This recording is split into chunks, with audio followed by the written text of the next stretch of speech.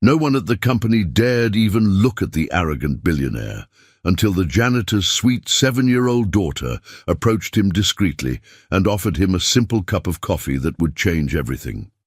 Before we dive into the story, drop a comment below and tell us where you're watching from. Enjoy the story. The coffee cup shattered against the marble wall, sending dark liquid streaming down the expensive artwork like tears. Marcus Wellington III didn't even flinch as his assistant scrambled to clean up the mess. "Pathetic," Marcus snarled, his steel-grey eyes cold as winter. 30 years old, and I'm surrounded by idiots who can't even brew decent coffee. At 6'2", with perfectly styled dark hair and a suit worth more than most people's cars, Marcus was the kind of man who commanded fear, not respect. He'd built his billion-dollar empire by crushing anyone who dared stand in his way, and today was no different. "Mrs. Chen," he called to the elderly cleaning woman who'd witnessed his outburst, "clean this up, and next time stay invisible like you're supposed to." The 60-year-old woman's hands shook as she gathered the ceramic pieces. She'd worked in this building for 15 years, watching Marcus transform from his father's spoiled son into something far worse. A man who'd forgotten what it meant to be human. Marcus returned to his corner office, slamming the door so hard his diplomas rattled on the wall. The board meeting had been brutal. His father's old business partners were circling like vultures, questioning every decision, every dollar spent. They wanted him gone, wanted to install their own puppet as CEO. "Let them try," he muttered, loosening his silk tie. "Wellington Enterprises has been in my family for 3 generations. I'll burn it down before I let those parasites take what's mine." His phone buzzed with another crisis. The downtown project was over budget, the investors were pulling out, and the media was having a field day with his latest firing spree. 12 employees this month alone, each one deserving their fate for daring to show weakness. The headache that had been building all morning now felt like a vice around his skull. Marcus pressed his palms against his temples, trying to block out the whispers in the hallway, the pointed looks from his remaining staff, the weight of expectations that felt heavier than his father's disappointed ghost. That's when she appeared. The office door opened without a knock, without permission, without fear. A tiny figure with sunshine blonde curls and wearing a simple blue dress stepped inside, carrying a steaming paper cup like it was made of gold. "Mister, you look really, really sad," said the little girl, her voice carrying the pure honesty only children possess. "Mama says when people are sad, they need kindness and good coffee." Marcus Wellington III, the man who'd made grown executives cry, who'd fired people via text message, who hadn't shown genuine emotion in 2 decades, found himself completely speechless. The child couldn't be more than 7, yet she looked at him without an ounce of fear or judgment. "I'm Emma," she continued, placing the cup carefully on his pristine desk. "This is special coffee. Mama made it just for you." As she spoke, something glinted on her wrist, a small silver bracelet with an inscription that made Marcus's blood run cold. Words he'd seen before, in a place he'd tried desperately to forget, connected to a tragedy that had shaped the very monster he'd become. Marcus stared at the bracelet until his vision blurred, his breath coming in shallow gasps. Hope, that single word engraved in delicate script, sent him spiraling back 23 years to a hospital room that smelled of disinfectant and dying dreams. His hands trembled as memories crashed over him like a tidal wave. "Where did you get this?" he whispered, his voice cracking like thin ice under pressure. Emma tilted her head, puzzled by the dramatic change in this scary man's demeanor. Gone was the shouting monster from moments before, replaced by someone who looked broken. "Daddy gave it to me before he went to heaven," she said with the matter-of-fact acceptance only children possess about tragedy. "He said it would keep me safe when bad things happen. Mama cries sometimes, but I tell her the bracelet still works." The coffee cup trembled so violently in Marcus's hands that coffee sloshed over the rim, staining his $1,000 shirt. David Chen. The name detonated in his mind like a bomb, unleashing a flood of guilt he'd spent decades trying to bury. The same David Chen who'd worked construction on his father's first major project, who'd risked his own life crawling through twisted scaffolding to save a 10-year-old boy, who'd visited that terrified child in the hospital for 3 straight days. The same David Chen who died in the hospital 3 months ago while Marcus was in Europe, too busy closing another heartless acquisition to notice that his childhood savior had left this world. Your daddy. Marcus's voice was barely above a whisper. What was his full name, sweetheart? Chen. Daddy's name was David Chen, and Mama's name is Maria, Emma replied, swinging her small legs from the oversized chair. She works here cleaning all the floors because we need money for food and rent. Our apartment is really small, but Mama says we're lucky to have it. She works at 2 other places too, but I like it best when she brings me here because the elevators are fun. The world tilted on its axis. Marcus gripped his mahogany desk so hard his knuckles went white, remembering with crystal clarity David's calloused hands pulling him from certain death, David's kind eyes filled with genuine concern for a stranger's child, David's gentle voice promising that good people still existed in this cruel world. And Marcus, ungrateful, selfish Marcus, had never even bothered to learn if his savior was still alive. Emma! A worried voice called from the hallway, followed by rapid footsteps on marble floors. A petite Hispanic woman appeared in the doorway, her cleaning uniform wrinkled from hours of backbreaking work, her weathered face pale with absolute terror. Mija! You can't bother the importante señor like this. Maria Chen rushed into the office, her movements quick and nervous like a sparrow around a predator. She'd heard the stories whispered in the employee break room, how Marcus Wellington had fired Jenny from accounting for sneezing during a quarterly meeting, how he'd reduced the maintenance supervisor to tears last Tuesday over a minor scheduling conflict, how he'd closed the company daycare without warning because it wasn't cost-effective. "I'm so sorry, Mr. Wellington," Maria stammered, her accent thickening with fear as she pulled Emma toward the door. "She doesn't understand about important business. Please, please don't fire me. We have nowhere else to go if I lose this job. I'll work double shifts to make up for the interruption." But Marcus wasn't the same man who'd shattered coffee cups against priceless artwork an hour ago. He was drowning in the memory of being a lost 10-year-old boy, remembering the overwhelming warmth of being truly seen, truly cared for by a stranger who'd expected nothing in return except the simple acknowledgement that one human life mattered. "Wait," he said quietly, his voice hoarse with emotions he'd forgotten how to name. "The coffee, it's absolutely perfect." Maria Chen's hands never stopped moving, even in sleep. In their cramped one-bedroom apartment above a corner grocery store, she was constantly in motion, washing dishes in the tiny kitchenette, mending Emma's school clothes by lamplight, or planning the next day's exhausting route through Wellington Enterprises' 50 floors of corporate indifference. "Mama, why do you work so much?" Emma asked from the thrift store table, where she was carefully coloring inside the lines of a tattered coloring book. "Mrs. Rodriguez next door says her mama is home when she gets back from school." Maria's hands paused for just a moment over the sink full of dishes. "Because, mi papito, we have to be strong for each other. Daddy taught us to never give up, remember? He's watching over us from heaven, making sure we're brave."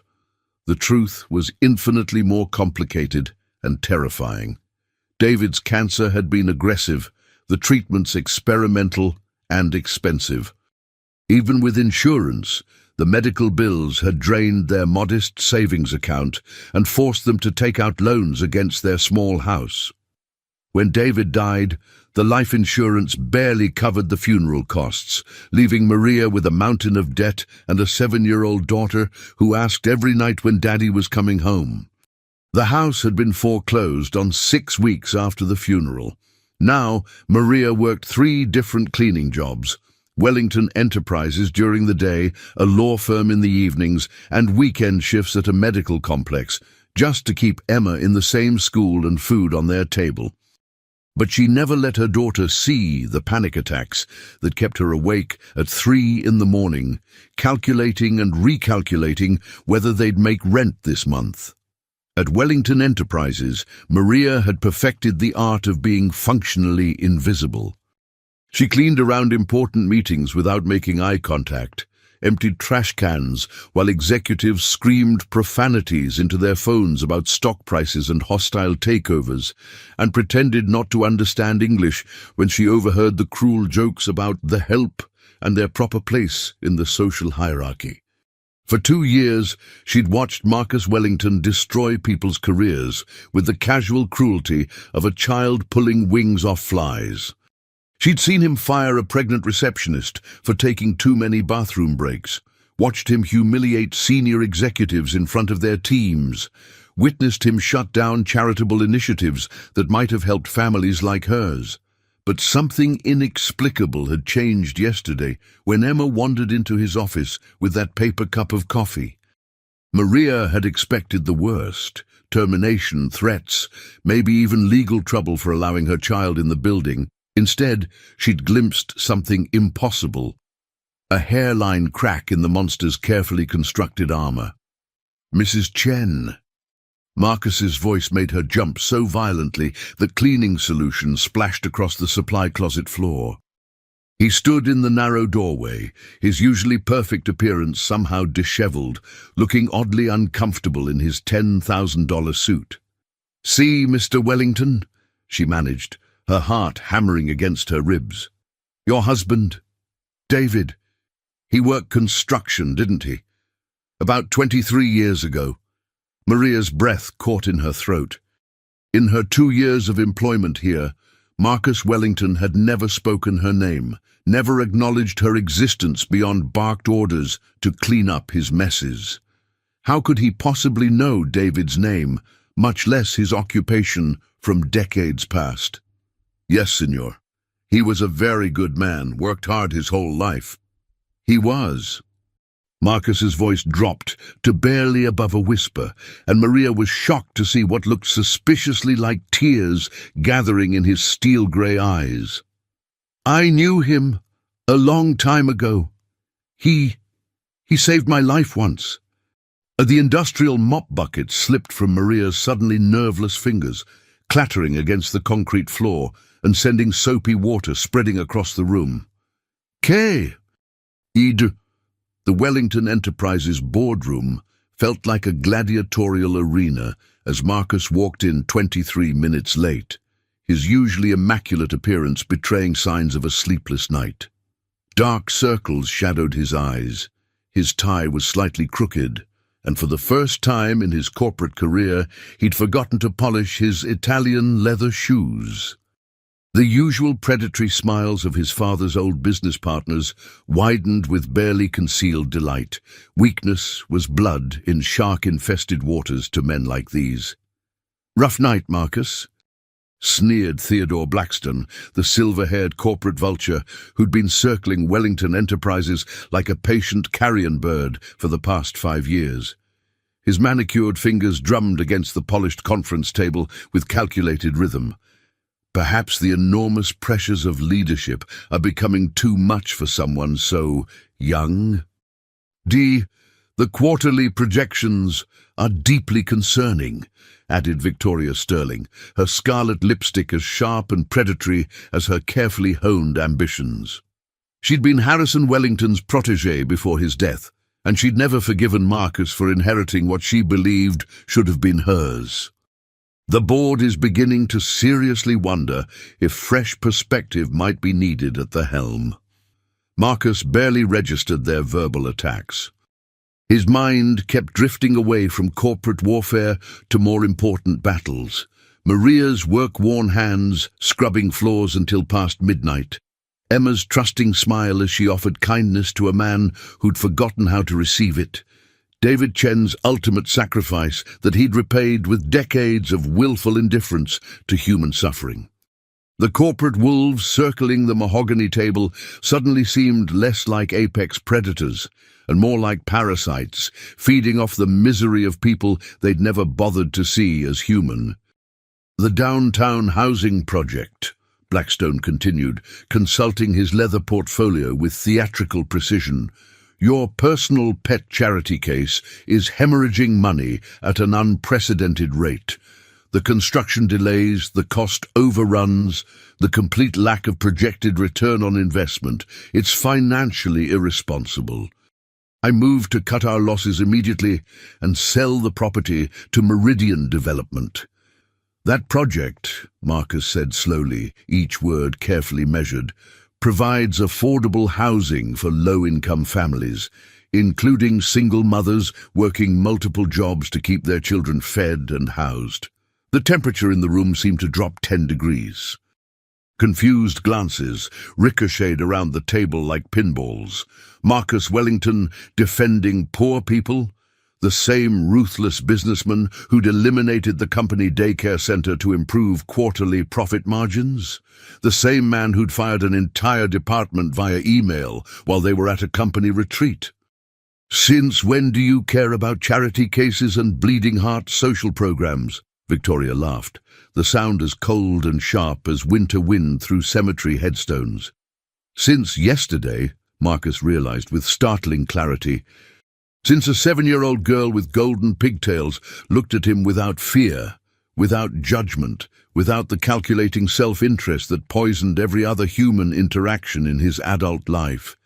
Since he'd learned that the people he'd dismissed as invisible furniture were actually the foundation keeping his entire world from collapsing.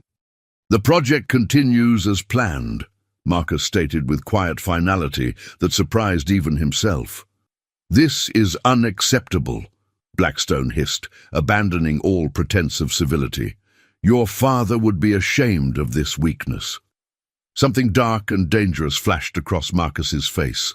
My father was a lot of things, Theodore. But he knew the value of loyalty to people who'd earned it. The executive elevator climbed toward the penthouse floors as Marcus clutched a manila folder that had remained locked in his personal safe for 15 tortuous years. His hands shook slightly as he felt the weight of its contents. Newspaper clippings yellowed with age, medical records he'd never had the courage to read completely, and one photograph that had haunted his dreams since childhood. A testament to the single moment when a stranger's kindness had saved not just his life, but his faith in human decency. His corner office felt like an expensive mausoleum tonight, filled with awards and accolades that suddenly seemed meaningless. Through the floor-to-ceiling windows, Chicago's skyline glittered with a million lights, but all Marcus could see was the past. A terrified 10-year-old boy trapped beneath tons of fallen scaffolding, crying for his father, who was too busy negotiating contracts in an air-conditioned trailer to visit the dangerous construction site where real men risked their lives to build his empire. David Chen had been just another nameless worker in a yellow hard hat that day, one of dozens of men his father paid minimum wage to pour concrete and weld steel. But when the scaffolding collapsed due to his father's cost-cutting measures on safety equipment, David hadn't hesitated for a single second. He'd crawled through a maze of twisted metal and concrete debris, risking his own life to pull out a stranger's child, whose father valued profit margins over basic human safety.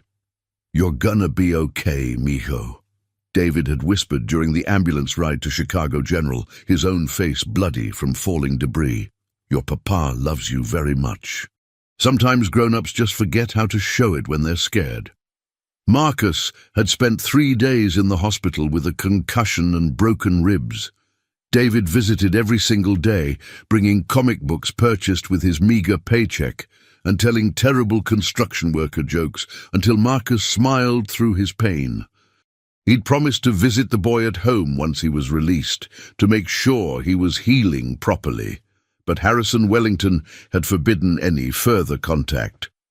"We don't associate with the help," his father had declared, with the casual cruelty that Marcus would later inherit like a genetic disease. The man did his job adequately. Nothing more is required.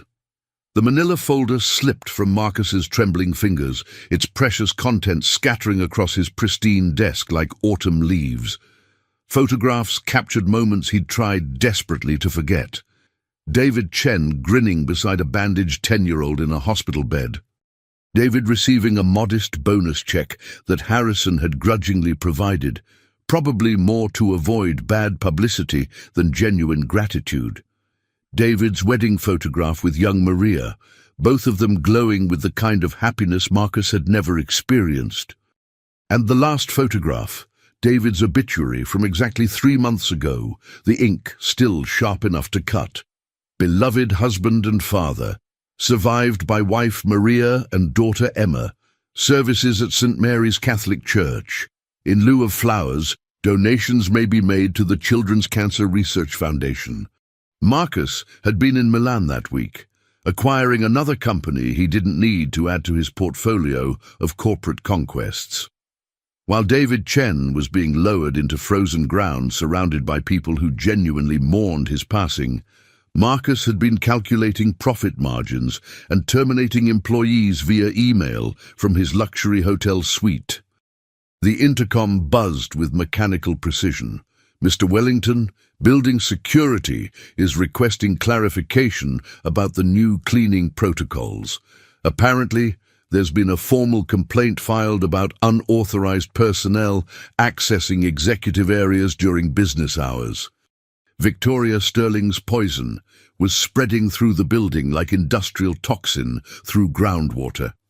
Marcus stared at the scattered photographs and made a decision that would have shocked his younger, crueler self. "Tell security that Maria Chen and her daughter Emma have permanent executive-level access, effective immediately. Anyone who has a problem with that directive can schedule a personal meeting with me to discuss their concerns." But even as he spoke with newfound conviction, Marcus knew the real war was just beginning.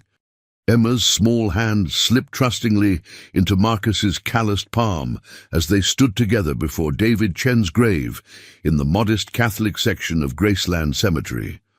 The headstone was simple granite, neither expensive nor imposing, but engraved with words that made Marcus's throat constrict with barely controlled emotion. David Miguel Chen, beloved father and husband. He saw good in everyone, even when they couldn't see it in themselves. "Ah, Daddy would have really liked you," Emma said, with the absolute certainty that only 7-year-olds can muster about matters of the heart. "Mama told me you knew him when you were little like me. She said he saved you from getting really hurt, and that's why Daddy was a hero even before I was born." Maria knelt carefully to place fresh white roses by the headstone, her movements reverent and practiced, the weekly ritual of a woman keeping love alive through grief. She'd been shocked to her core when Marcus Wellington had quietly asked to visit David's resting place, even more stunned when he'd privately arranged to pay their overdue rent and Emma's mounting school fees without fanfare or conditions. "He talked about you sometimes over the years," Maria said softly, her accented voice carrying the same gentle strength that David's had possessed. The little boy he helped long ago.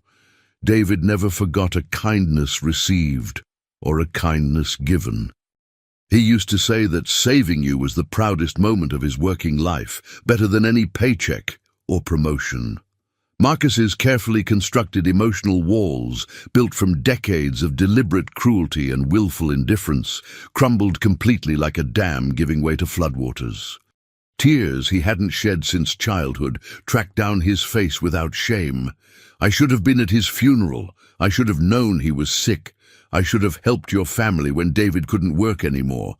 I had the resources, the connections, the power to make a difference, and I did nothing." "Ah, you couldn't have known, mijo," Maria said with maternal wisdom, reaching out to briefly touch his arm. "But you know now. You're here now.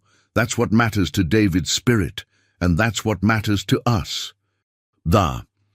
As they walked slowly back to Marcus's car, Emma chattering cheerfully about her daddy's favorite baseball team and his terrible singing voice, Marcus's phone buzzed relentlessly with increasingly frantic messages. The board was in emergency session. Victoria Sterling had called an unprecedented investor meeting. Theodore Blackstone was aggressively pushing for an immediate vote of no confidence. The corporate piranhas were circling for the kill. "They're coming for me," Marcus murmured, scrolling through the hostile text messages with growing resignation. "Let them come," Maria said firmly, her spine straightening with defiant strength. David used to say that when you finally stand up for what's right, you discover who your real friends are. And you also learn that some fights are worth having, even if you lose. But Marcus knew the brutal truth with crystalline clarity. He had no real friends in that corporate battlefield. He'd systematically burned every bridge, crushed every potential ally, surrounded himself with yes-men and opportunistic parasites who would abandon him the moment his power wavered. Now, when he desperately needed support, he was utterly and completely alone. Except for a widowed cleaning woman and her 7-year-old daughter who somehow saw something worth saving in a man the entire world had written off as irredeemably lost. That evening, alone in his sterile penthouse apartment overlooking the city he'd conquered but never loved, Marcus made a phone call he'd never imagined himself making. The number had been carefully preserved in David's personal effects, which Maria had courageously shared with him, along with photograph albums and handwritten letters that painted a picture of a man who'd lived with purpose and died with dignity. Roberto Chen speaking. The voice was professionally crisp but carried echoes of David's warmth.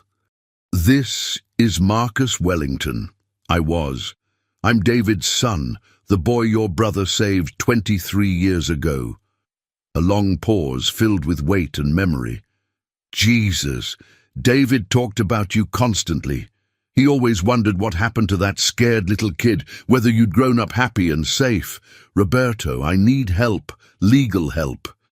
The board is trying to remove me from my own company, and I know it's time I honored your brother's memory the way he deserved."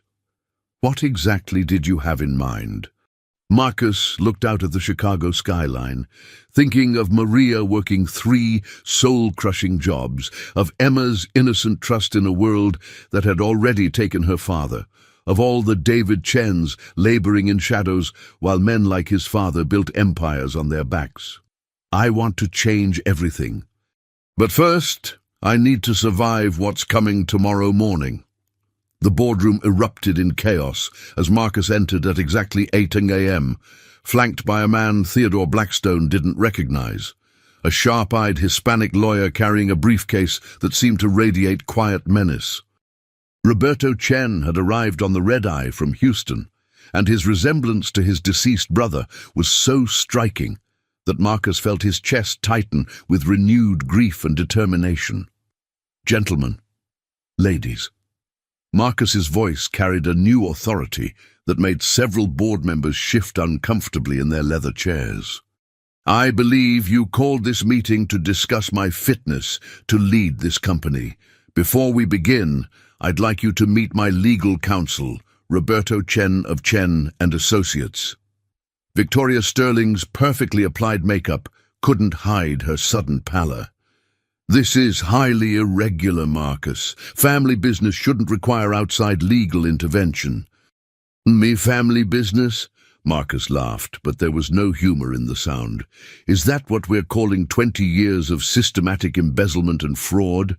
Because that's what my investigation has uncovered." The temperature in the room plummeted. Blackstone's silver pen clattered to the table, and Victoria's scarlet lips formed a tight line that could have cut glass. Around the table, the other board members, Harrison Wellington's old cronies who'd grown fat and lazy on questionable deals, began to perspire despite the aggressive air conditioning. Roberto opened his briefcase with deliberate precision, removing a thick stack of documents. Ladies and gentlemen, what you're looking at is 3 months of forensic accounting work. Phantom construction companies, inflated material costs, kickbacks disguised as consulting fees. The downtown housing project wasn't hemorrhaging money due to mismanagement. It was being systematically looted by certain board members who assumed Mr. Wellington would never bother to investigate his own inheritance. "This is ridiculous," Blackstone sputtered, his usual composure cracking like ice in spring. "Harrison Wellington was my closest friend. I would never—" "My father was a lot of things," Marcus interrupted, his voice deadly quiet. "But he wasn't stupid. These documents show he was building a case against you before his heart attack. He just died before he could act on it." Victoria stood abruptly, her chair scraping against marble with a sound like fingernails on a chalkboard. "Even if these wild accusations were true, you've been complicit for years. You signed off on every project, every budget allocation. You're as guilty as anyone in this room." "She's right," Marcus admitted, surprising everyone, including himself. "I was complicit. I was too arrogant, too focused on profits and power to pay attention to the human cost of our decisions. But that ends today." Roberto smiled grimly, revealing a second folder. "Which brings us to the whistleblower protections and immunity agreements. Mr. Wellington has negotiated with the Federal Bureau of Investigation. It seems they've been very interested in certain construction projects and their unusual cost structures." The silence that followed was so profound that the building's ventilation system sounded like hurricane winds. Marcus looked around the table at faces that had transformed from predatory confidence to cornered animal desperation in mere minutes. "Here's what's going to happen," Marcus continued. "Those of you who cooperate with the federal investigation will be allowed to resign quietly with minimal legal consequences. Those who choose to fight." He gestured to Roberto, who nodded grimly. "Will face criminal charges for conspiracy, fraud, and racketeering," Roberto finished. "The evidence is overwhelming, and the Department of Justice is very motivated to pursue high-profile corporate crime cases in an election year." Blackstone's face had gone from pale to crimson, veins bulging at his temples like topographic maps of rage. "You think you've won something here, boy? You think destroying everything your father built makes you a hero? You're still the same weak, pathetic child who needed a construction worker to save his worthless life." The words hit Marcus like physical blows, but instead of crumbling, he stood straighter. David Chen's memory gave him strength. Maria's quiet dignity gave him purpose. Emma's innocent trust gave him hope. "My father built this company on the backs of people like David Chen," Marcus said clearly. "People who risked their lives every day while men like you skimmed profits and ignored safety protocols. That construction worker you're mocking, he died 3 months ago, broken, forgotten, while his wife cleans our offices at minimum wage to keep food on the table for their 7-year-old daughter." "How touching," Victoria sneered, but her voice cracked slightly. "Playing the bleeding heart won't save your company when the investors hear about this circus." Marcus smiled for the first time in days, and the expression transformed his entire face. "Actually, Victoria, I think you'll find that most of our legitimate investors will be quite relieved to know we're cleaning house, especially when they learn about the new direction Wellington Enterprises is taking." Roberto pulled out a final document. "Ladies and gentlemen, I'd like to introduce you to the Wellington Foundation, a charitable organization that will redirect 30% of company profits toward affordable housing, education initiatives, and healthcare access for low-income families. The board meeting next week will be quite different from this one." Maria Chen had never imagined she'd be sitting in the executive conference room of Wellington Enterprises, but here she was, clutching Emma's hand while lawyers and accountants explained concepts that sounded like foreign languages. Marcus had insisted they be present for this meeting, something about transparency and accountability that made her heart race with nervousness. "Mrs. Chen," Roberto said gently, his kind eyes so reminiscent of David's that Maria felt tears threatening. "Your husband's safety reports were incredibly detailed. These documents prove that Harrison Wellington and his associates knew about the hazardous conditions, but chose to ignore them to save money." Emma, oblivious to the adult complexities surrounding her, was busy drawing pictures of unicorns on expensive legal paper. "Mama, why is everyone so serious? Are we in trouble?" "No, mi amor," Maria whispered, smoothing her daughter's golden hair. "We're helping make sure other daddies don't get hurt like yours did." Marcus watched this interaction with something approaching wonder. Despite everything they'd endured, Maria had raised a child who saw drawing unicorns as the appropriate response to corporate boardrooms. Emma's innocence was like a beacon of light in the darkness that had consumed his adult life. "The safety violations go back 15 years, Roberto continued, spreading photographs across the mahogany table. Multiple construction sites, dozens of injured workers, several deaths that were classified as industrial accidents when they were actually preventable tragedies caused by deliberate negligence. Marcus studied the faces in the photographs, men in hard hats, proud and strong, unaware that their employers valued their lives less than quarterly profit margins. David Chen appeared in several shots, always smiling, always the first to volunteer for the most dangerous jobs because they paid slightly better. "How many families?" Marcus asked quietly. 17 confirmed deaths, 43 permanent disabilities, hundreds of lesser injuries that were never properly compensated, Roberto replied grimly.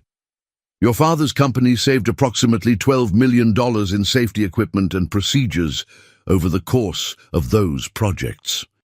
Maria's sharp intake of breath cut through the room like a knife. $12 million. That's more money than David made in his entire life. The weight of that statement settled over the room like lead blankets. Marcus closed his eyes, seeing David's calloused hands pulling him from the rubble, hearing David's voice promising that good people still existed in the world. The irony was crushing. The man who'd saved his life had ultimately been killed by his family's greed. "There's more," Roberto said carefully. "Mrs. Chen, your husband filed multiple safety complaints with OSHA in the months before the accident that killed him. Someone in Wellington Enterprises was actively suppressing those reports, paying bribes to delay inspections." "Who?" Marcus's voice was ice cold. "I want names." Theodore Blackstone was the primary contact with OSHA officials. Victoria Sterling handled the financial transfers. Your father, Harrison Wellington, signed off on all of it. Emma looked up from her unicorn drawing, sensing the tension in the room with the uncanny perception children possess. "Mama, why are you crying?" Maria quickly wiped her eyes, forcing a smile for her daughter. "Sometimes grown-ups cry when they're sad about things that happened before you were born, papito." Marcus knelt beside Emma's chair, his expensive suit creasing against the floor. "Emma, your daddy was the bravest man I ever knew. He saved my life when I was about your age, and now I want to make sure other little girls never lose their daddies the way you lost yours." "Will you bring Daddy back?" Emma asked with devastating innocence. "No, sweetheart, I can't do that," Marcus said gently, "but I can make sure his memory helps protect other families. Would you like that?" Emma considered this with the solemnity of a Supreme Court justice. Daddy always said helping people was the most important job in the world, even more important than making money. Roberto smiled, and for a moment the grief in his eyes softened. "David was right about that, Misha. He was right about a lot of things. The foundation will be named after your husband," Marcus told Maria. "The David Chen Foundation for Worker Safety and Family Support. Every safety protocol, every educational initiative, every dollar spent helping families like yours will carry his name." Maria broke down completely, years of suppressed grief and financial terror pouring out in great heaving sobs. But for the first time since David's death, these weren't tears of despair. They were tears of hope, of vindication, of the knowledge that her husband's sacrifice might finally mean something beyond her own private anguish. Emma patted her mother's hand with the matter-of-fact compassion of a child who'd grown up too fast. "It's okay, Mama. Daddy would like having his name on important things. He always said his name was the only thing he owned that was really worth something." Marcus looked around the conference room, at Roberto reviewing legal documents with quiet determination, at Maria crying tears of cathartic relief, at Emma drawing unicorns in a world that had tried to steal her childhood. These people, these beautiful, damaged, resilient people, had become his family in ways he'd never expected. And for the first time in his privileged, insulated life, Marcus Wellington understood what David Chen had meant about helping people being the most important job in the world. The basement archives of Wellington Enterprises hadn't been disturbed in years, evident from the thick layer of dust coating every surface like snow in an abandoned attic. Marcus descended the stairs with Roberto and a forensic accountant named Jennifer Walsh, their flashlights cutting through darkness that seemed to hold decades of buried secrets. "Your father was paranoid about digital records," Roberto observed, scanning rows of filing cabinets that stretched into shadows. "Everything important was kept in hard copy, locked away where hackers and subpoenas couldn't reach it." Marcus pulled out a drawer labeled Construction Projects 1998-2005 and immediately recognized his father's meticulous handwriting. Harrison Wellington had documented everything with the obsessive precision of a man who understood that information was power, but also potential evidence. "Jesus Christ," Jennifer whispered, holding up a folder thick with photographs and incident reports.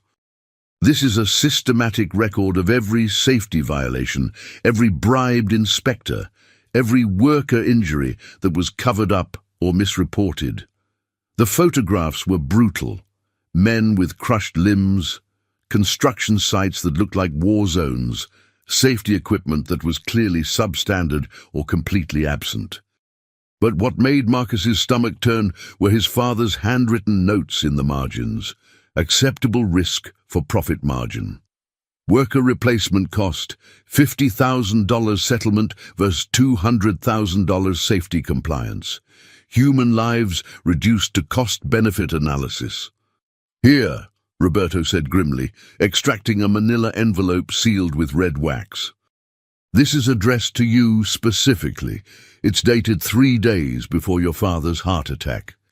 Marcus's hands trembled as he broke the seal and extracted several sheets of expensive letterhead covered in Harrison's familiar script.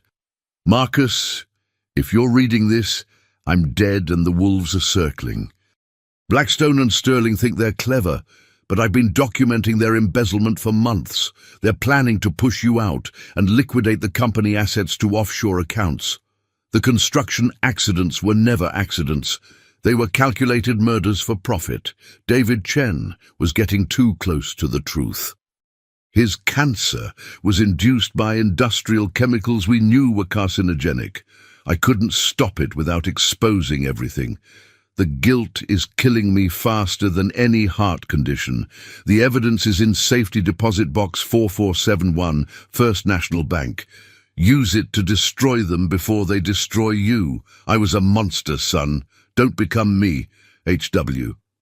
The letter fluttered to the concrete floor as Marcus staggered backward, his vision blurring with rage and horror. David hadn't died of random cancer. He'd been murdered by deliberate chemical exposure. The man who'd saved Marcus's life had been killed by Marcus's own family business. "Marcus," Roberto said carefully, "we need to call the FBI immediately. This isn't just financial fraud anymore. It's conspiracy to commit murder." 17 families, Marcus whispered, his voice hollow with shock. 17 men were murdered for profit margins, and I signed the paychecks of the people who killed them. Jennifer was photographing documents with swift efficiency, her camera flash illuminating horror after horror. The chemical exposure records are incredibly detailed. Your father documented everything. Which sites, which workers, which carcinogens were used. This is enough evidence to pursue criminal charges going back 20 years. But why would Harrison document his own crimes? Roberto wondered aloud. Marcus laughed bitterly, understanding his father's psychology with painful clarity. Insurance policy.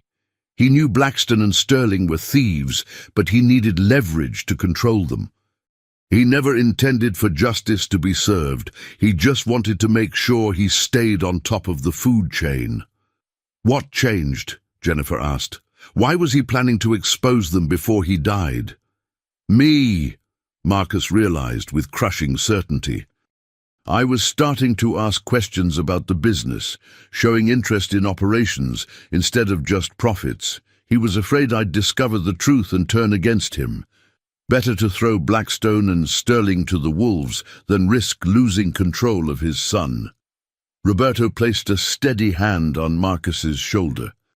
David would be proud of what you're doing now. This isn't about your father's guilt or your past complicity. It's about justice for people who never got the chance to speak for themselves. Marcus picked up the fallen letter, reading his father's words again. I was a monster, son. Don't become me. The irony was staggering. He'd already become exactly like Harrison Wellington, crushing people without thought or remorse. But unlike his father, he still had time to choose a different path. Call the FBI, Marcus said firmly. Call the Attorney General.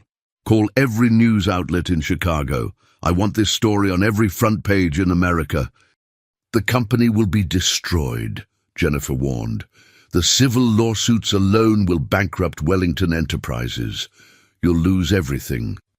Marcus thought about Emma drawing unicorns in a boardroom where men discussed profit margins built on human suffering. He thought about Maria working 3 jobs to pay rent on an apartment that cost less than his monthly shoe allowance. He thought about David Chen, dying slowly from chemical poisoning while his killers counted money stained with blood. Good, Marcus said quietly. Some things deserve to be destroyed. The FBI raid on Wellington Enterprises began at dawn, with federal agents swarming through the building like antibodies attacking an infection. Marcus watched from his office window as Theodore Blackstone was led away in handcuffs, his silver hair disheveled and his face twisted with impotent rage. Victoria Sterling followed 20 minutes later, her designer heels clicking against marble floors one final time before disappearing into an unmarked sedan. How are you holding up? Roberto asked, entering the office with coffee that actually smelled decent for once. Like a man who just discovered his entire life was built on mass murder, Marcus replied, but his voice carried strength rather than despair. The board wants to settle out of court. They're offering compensation packages to the families. How much? $50 million. Split 17 ways, with additional medical coverage for the survivors. Roberto whistled softly. That's generous by corporate standards. It's insulting by human standards, Marcus said firmly. David Chen's life was worth more than $3 million. Every one of those men was worth more than money can measure. Maria entered the office hesitantly, still uncomfortable with the idea that she belonged in executive spaces. Emma bounced beside her, wearing a new dress that Marcus had quietly arranged for through his assistant, the first new clothing the child had owned since her father's death. Mr. Marcus, Emma announced proudly, I told my teacher about Daddy being famous now. She said he was a hero even before everyone knew it. Your teacher is absolutely right, Marcus replied, kneeling to Emma's eye level. Heroes don't always get parades or statues. Sometimes they just do the right thing when no one is watching. The news people want to interview Maria, Roberto explained. 60 Minutes, CNN, The Tribune. David's story is going to be front-page news across the country. Maria shifted nervously, her cleaning uniform replaced by a simple but dignified black dress that Marcus had also quietly provided. "I don't know what to say to important people. My English isn't perfect, and I'm not good with cameras." "You don't need perfect English to tell the truth," Marcus assured her. "David's story needs to be heard, but only if you're comfortable sharing it." "Will it help other families?" Maria asked. "It will save lives," Roberto said with certainty. The new safety regulations being proposed in Congress are already being called the Chen Safety Act. David's name will be attached to legislation that could prevent thousands of workplace deaths. Emma tugged on Marcus's sleeve with the impatience of a 7-year-old who'd heard enough adult conversation. "Mr.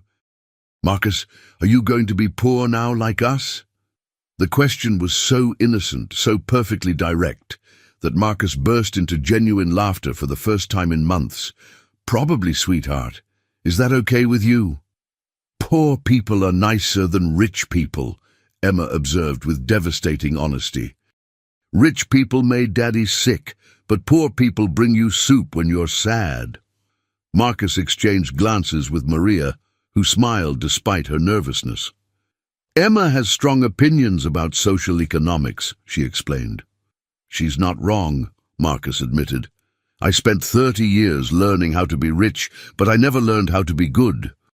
"Your daddy knew how to be both." "The foundation is approved," Roberto announced, consulting his tablet.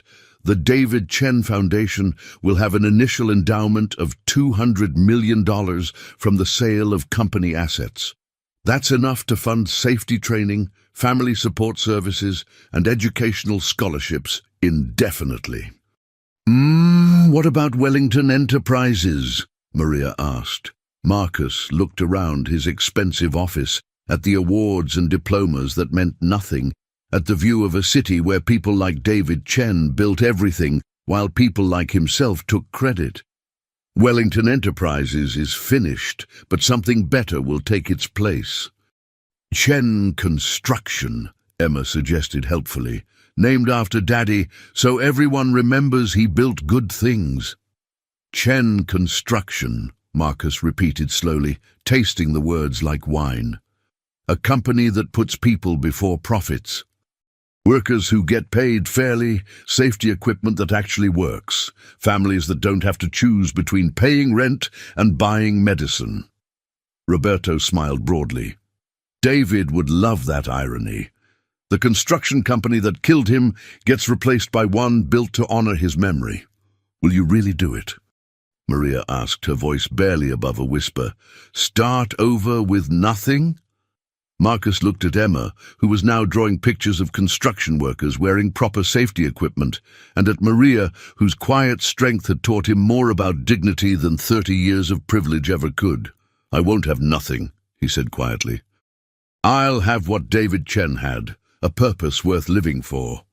Outside the window, federal agents continued loading boxes of evidence into trucks, dismantling an empire built on blood and lies. But in this office, surrounded by the family he'd never known he needed, Marcus Wellington began planning something that might actually be worth building. 6 months after the FBI raids, Marcus Wellington stood in a construction trailer that smelled of coffee and honest sweat, reviewing blueprints for the first Chen construction project. Affordable housing that would actually be affordable, built by workers who went home safely to their families every night. "The investors are nervous," admitted Sarah Martinez, his new partner and former labor rights attorney who joined the company after Victoria Sterling's arrest. "They want to know how we can guarantee profits with all the safety overhead and fair wage requirements." "It's simple," Marcus replied, marking changes on the blueprints with a pencil worn smooth by use. "We don't guarantee profits. We guarantee that no one dies building homes for other people." The transformation hadn't been easy. The federal trials had consumed months of testimony, with Marcus serving as the star witness against his father's co-conspirators. The media attention had been brutal, some portraying him as a heroic whistleblower, others as a spoiled rich boy trying to buy redemption with blood money. But the hardest part had been learning how to live like a normal person. His penthouse apartment was gone, sold to pay legal fees and victim compensation. His fleet of luxury cars had been replaced by a used pickup truck that smelled faintly of Maria's coffee and Emma's strawberry lip balm. The Michelin-starred restaurants and private jets were memories now, replaced by family dinners at the kitchen table in Maria and Emma's new two-bedroom apartment. "Mr. Marcus!"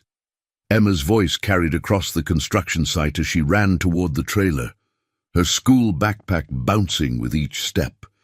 At 8 years old now, she'd grown taller, but no less enthusiastic about interrupting important business meetings. "How was school today?" Marcus asked, automatically checking her hands and face for signs of playground injuries, a paternal instinct he'd never known he possessed. "Mrs. Peterson said, 'I'm the best reader in 2nd grade,' Emma announced proudly. 'And Tommy Miller said his daddy got a job with your company building houses. Is that true?' 'It's true,' Marcus confirmed. 'Your daddy's company is hiring good people who want to build things the right way.' Emma beamed with pride that could have powered the construction site. In the month since David's story had made national news, she'd transformed from a shy child afraid of powerful adults to a confident little girl who understood that her father's memory was changing the world. Maria appeared in the trailer doorway, still wearing the simple work clothes she preferred, despite Marcus's gentle suggestions about updating her wardrobe. She'd accepted a position as the Foundation's community liaison, helping other families navigate the complex process of accessing support services and compensation. "The Rodriguez family wants to thank you personally," Maria reported. "Miguel starts his safety training next week, and Carmen says it's the first real job he's had in 2 years. Marcus nodded, making notes on his ever-present clipboard. Chen Construction was small still, only 43 employees, but every hire represented a family lifted out of poverty, a father who would come home safely, a child who wouldn't grow up wondering why Daddy never returned from work. "There's something else," Maria continued, her voice carrying a mixture of excitement and nervousness.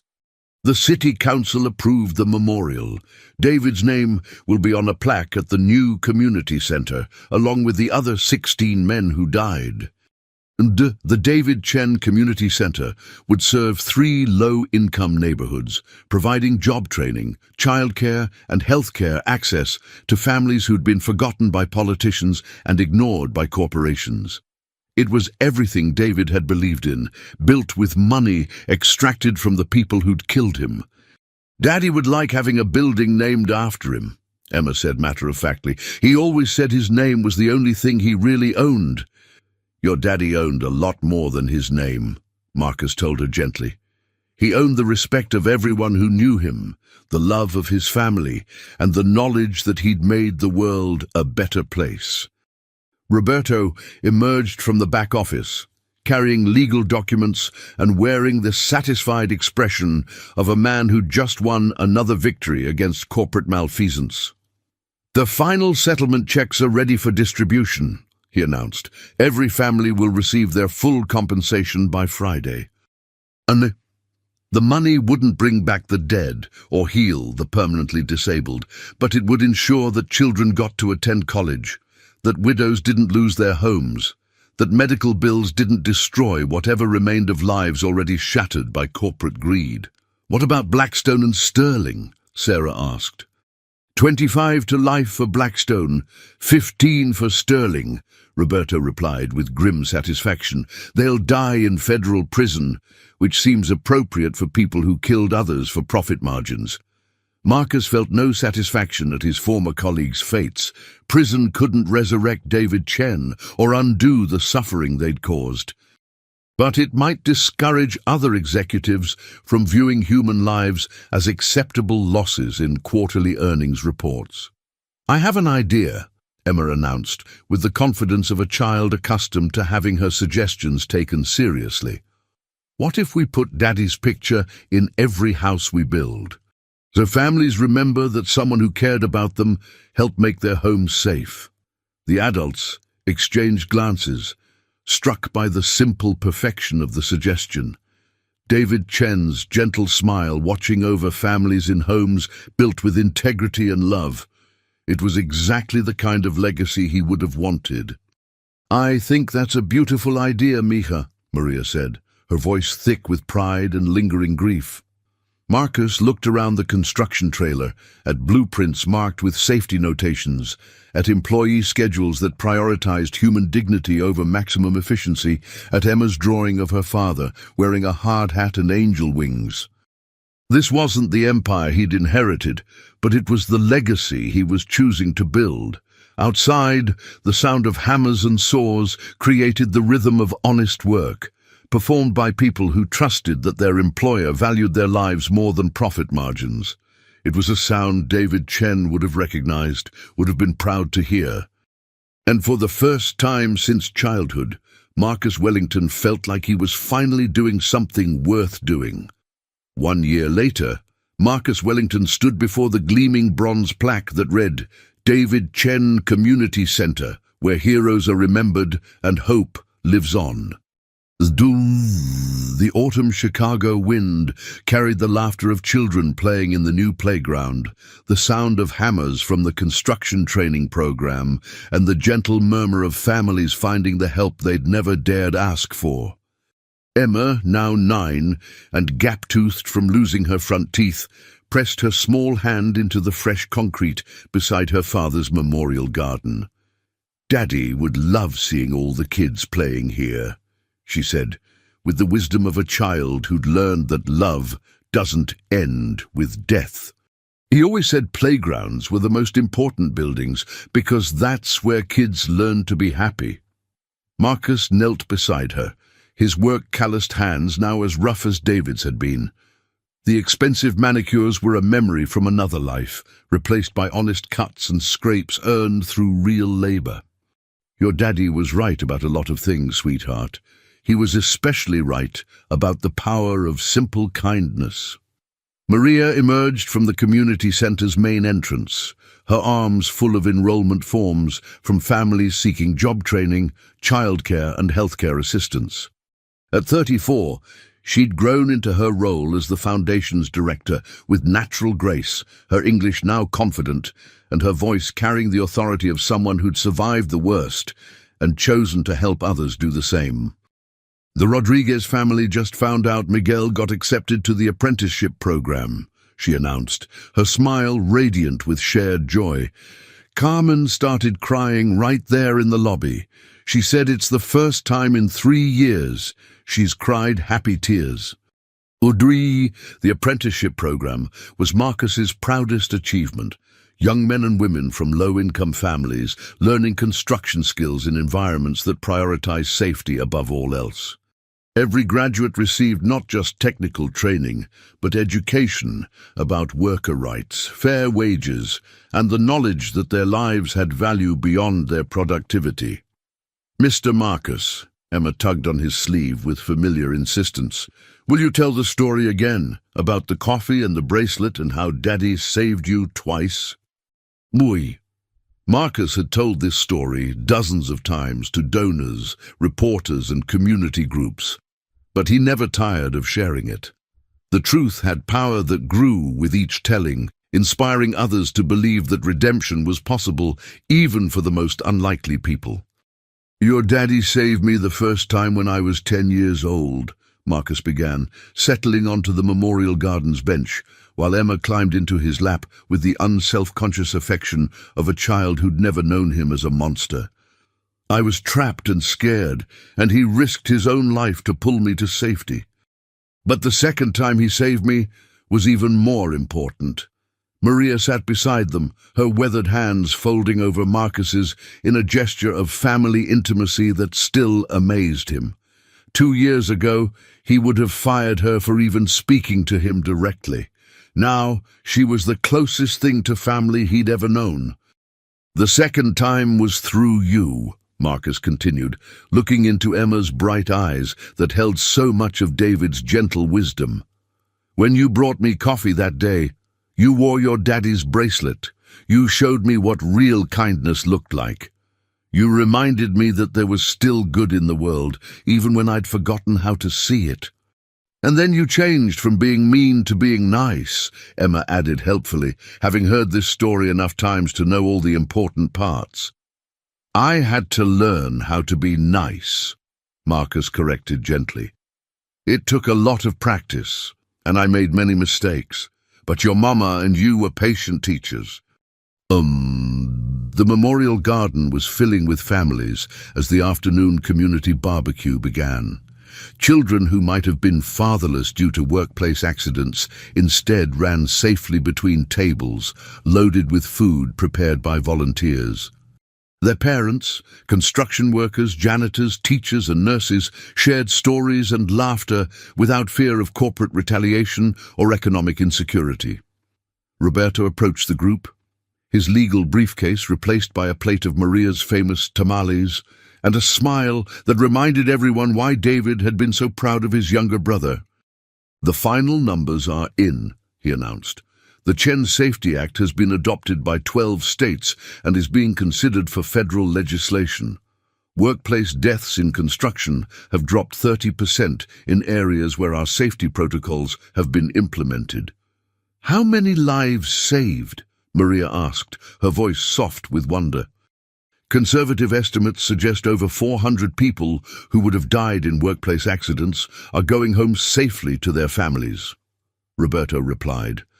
"David's legacy is literally saving lives every single day."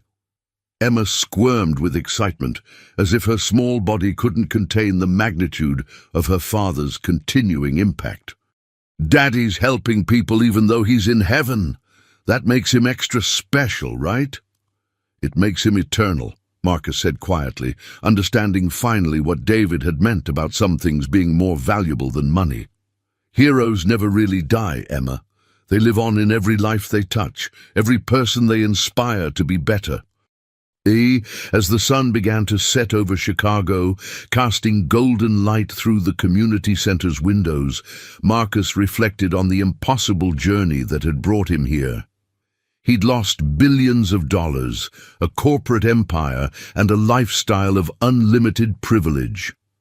In return, he'd gained something infinitely more valuable, the knowledge that his life had meaning beyond profit margins and power.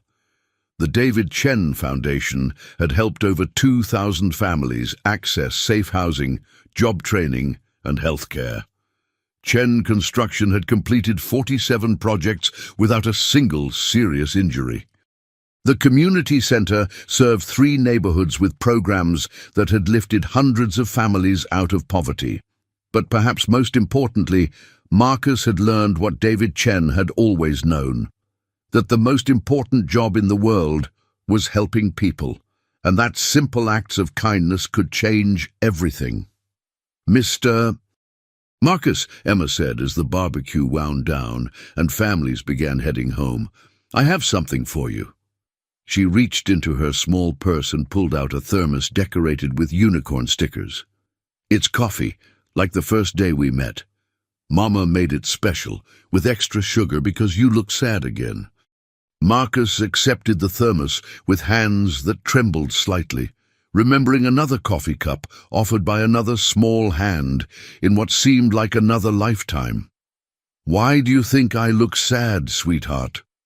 "Because you miss Daddy too, even though you didn't know him very long when you were little," Emma said with devastating insight. "But it's okay to be sad sometimes. Mama says that's how we know we loved someone." Maria squeezed Marcus's shoulder gently. "David would be so proud of the man you've become," she whispered. "Not because of the buildings or the money or the laws with his name on them, but because you learned to love the right things." As Marcus sipped the coffee, perfect as always, he looked around at the community they'd built together from the ashes of his father's empire. Children played safely in a playground, funded by blood money, transformed into instruments of healing.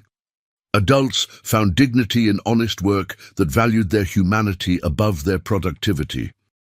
Families discovered that asking for help wasn't shameful but human, and in the center of it all, David Chen's memory lived on, not as a victim of corporate greed, but as a catalyst for transformation that had saved countless lives and touched thousands of hearts. "Thank you," Marcus whispered to the evening sky, unsure if he was speaking to David, to God, or to the mysterious forces that had brought a 7-year-old girl with a cup of coffee into his life when he needed redemption most. Emma patted his hand with the gentle authority of a child who'd appointed herself the keeper of adult emotions. "Daddy hears you," she said confidently. "He told me so in a dream. He said you were worth saving, just like he always knew you would be." And Marcus Wellington, former billionaire, reformed monster, grateful human being, finally understood that being worth saving was the only wealth that truly mattered.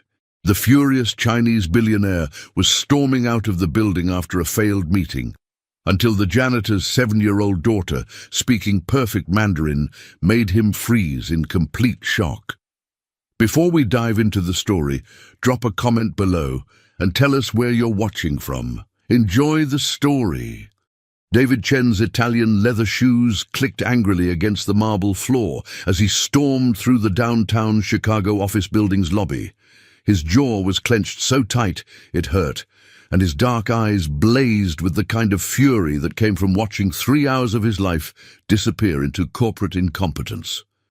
"Absolute disaster," he muttered under his breath, his accent thick with frustration.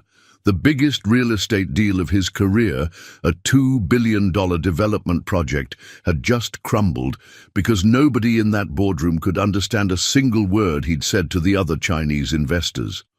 At 35, David had built an empire that stretched from Shanghai to San Francisco.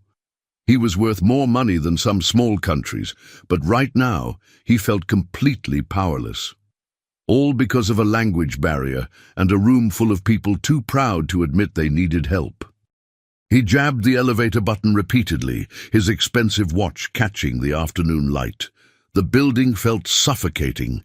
Every second here reminded him of his failure, of the investors who'd walked away, shaking their heads, of the opportunity that had slipped through his fingers like water. "Excuse me, mister." The tiny voice came from somewhere near his elbow. David looked down, irritation flashing across his features. A little girl, maybe 7 years old, stood beside him wearing a faded yellow dress and clutching a worn stuffed rabbit. Her dark hair was pulled back in 2 neat braids, and her brown eyes held a wisdom that seemed far too old for her face. "I'm busy," David snapped, turning back to the elevator. "You look very sad," the child said softly in fluent Chinese, though her words came out as perfect English to anyone listening. David froze. His finger, poised to press the elevator button again, stopped mid-air. He turned slowly, staring down at the little girl with wide eyes. She had just spoken to him in perfect Chinese, her pronunciation flawless, her tone gentle and caring. "What did you say?" he whispered, switching to English, his voice filled with amazement. The girl smiled, a gap showing where her front tooth should be. "I said you look sad," she replied, now speaking English. "My name is Emma Rodriguez. What's yours?" David's heart was pounding. In 20 years of living in America, he'd never heard a non-Chinese child speak his native language so beautifully. Her accent was better than most of his American business partners who'd studied Chinese for years. "How do you—" he began, then caught himself. "Where did you learn to speak Chinese?" Emma's face lit up. "From cartoons," she said, continuing in Chinese, but David could hardly believe what he was hearing. "I watch them every day after school. Chinese Peppa Pig, Dragon Tales in Chinese. My daddy works here, and sometimes the people who visit speak Chinese and can't talk to the English speakers. So I thought maybe if I learned, I could help them understand each other." Something inside David's chest loosened, just a fraction. This child, this impossibly small, impossibly wise child, had learned Chinese fluently just to help people communicate. Meanwhile, he'd spent the afternoon watching grown men destroy million-dollar deals because they couldn't be bothered to try. "Your father works here?" David asked, responding in Chinese, amazed at how naturally the conversation flowed. Emma nodded enthusiastically, her Chinese as smooth as any native speaker. "He's the janitor on the 15th floor. He's really good at his job, but—" Her smile faltered slightly. "Some people think he should know more English. He tries so hard, but it's difficult for him." The elevator dinged, and the doors slid open. David stepped back, suddenly in no hurry to leave. Something about this little girl had shifted the entire atmosphere of his disastrous day, and he wasn't ready to let that feeling go. But as Emma waved goodbye and skipped toward the building's back hallway where the maintenance offices were located, David noticed something that made his blood run cold. An official-looking woman in a business suit was following Emma, clipboard in hand, wearing the kind of expression that meant someone was about to lose their job. The elevator doors had barely closed when David found himself pressing the button for the 15th floor instead of the parking garage. Something about Emma's worried expression when she mentioned her father had lodged itself in his chest like a splinter. He'd built his fortune on instinct, on reading people and situations others missed. And right now, every instinct told him this little girl was in trouble. The 15th floor was corporate offices, gleaming conference rooms and mahogany desks. But David followed the sound of a vacuum cleaner down a side hallway, past doors marked maintenance and storage. He found Miguel Rodriguez in a supply closet, methodically organizing cleaning supplies with the kind of precision that spoke of a man who took pride in his work. Miguel was probably in his 40s, with calloused hands and tired eyes, but when he looked up and saw David's expensive suit, his expression immediately shifted to cautious respect. "Can I help you, sir?" Miguel asked in heavily accented English. David studied the man's face and saw Emma's gentle eyes, the same quiet dignity. On the shelf behind Miguel sat a worn Spanish-English dictionary, its pages dog-eared from constant use. "Your daughter," David said carefully. "She speaks Chinese." Miguel's face lit up with pure pride, the exhaustion melting away. "Emma, yes, she is. How do you say, very smart girl. She watched Chinese cartoons, learned by herself. She tell me maybe someday she help people understand each other better." His smile faltered. "But my English not so good. People here, they say I should know more, should understand better when they talk fast." "How long have you worked here?" David asked. 5 years. I clean good. I work hard. I never miss day." Miguel's voice carried a quiet desperation. "But new manager, she say building need people who speak perfect English for when important visitors come. She say I make building look." He struggled for the word, unprofessional. David felt that familiar anger rising again, but this time it wasn't directed at incompetent executives.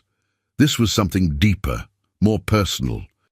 Here was a man who worked twice as hard as anyone in those boardrooms upstairs, whose daughter had taught herself an entire language out of love and hope, and some bureaucrat wanted to throw it all away because of an accent. "When?" David asked quietly. "Tomorrow. They tell me tomorrow." Miguel's voice cracked slightly. "Emma, she don't know yet. I don't know how to tell her we have to move, maybe go back to my brother in Arizona, start over again." David was already reaching for his phone when footsteps echoed in the hallway. The woman in the business suit from downstairs appeared in the doorway, her clipboard clutched like a weapon. "Mr. Rodriguez," she said crisply, "I need you to sign these termination papers, and you," she turned to David with barely concealed annoyance, "shouldn't be in employee areas." But what she didn't know was that David Chen hadn't become a billionaire by backing down from fights that mattered. "Actually," David said, his voice carrying the quiet authority that had intimidated CEOs across 3 continents. "I think there's been a misunderstanding."